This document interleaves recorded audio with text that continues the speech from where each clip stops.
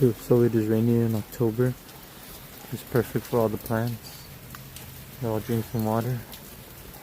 The soil's getting nice and wet. It's looking very nice. I don't have to waste water today. I'm watering everything.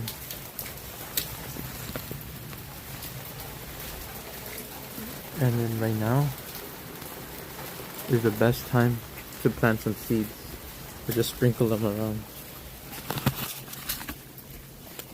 So here we have some Egyptian spinach. We just literally just spray them in anywhere.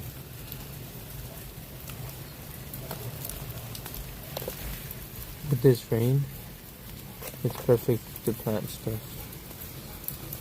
So hopefully we get some here.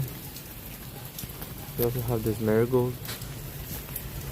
It's as simple as just spraying them all over the place. So spray a couple, sprinkle a couple.